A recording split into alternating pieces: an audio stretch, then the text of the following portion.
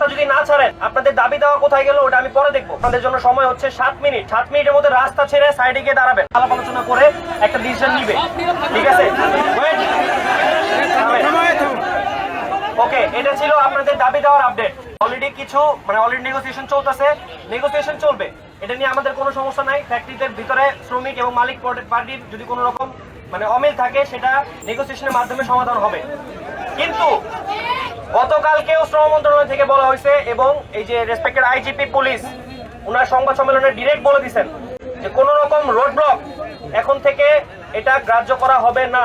Road block জনভোগান্তি একটা punishable crime, এটার জন্য আপনাদেরকে সাজা প্রাপ্ত হতে পারেন আপনারা যে কেউ। এখন আপনাদের জন্য হচ্ছে, আমার উপরে যদি বিশ্বাস রাখেন, আমি বলে দিচ্ছি আপনাদের জন্য সময় হচ্ছে 7 মিনিট। 7 মিনিটের মধ্যে রাস্তা ছেড়ে সাইডে গিয়ে দাঁড়াবেন। রাস্তা যদি না ছাড়েন আপনাদের দাবি দেওয়া কোথায় গেল ওটা আমি পরে দেখবো। আগে এখানে রাস্তা আমি ক্লিয়ার করবো। আমার কথা পরিষ্কার, আমি আশা করি 7 মিনিট সময়। 7 মিনিট পরে এখানে যারা থাকবেন তারা আমার ডিরেক্ট আদেশ ভঙ্গ করছেন এবং এই জনভোগান্তি ক্রিয়েট করছেন, এই পানিশেবল ক্রাইমের আন্ডারে আপনারা জেলে যাবেন। আমি আমার কথা পরিষ্কার বলে দিলাম।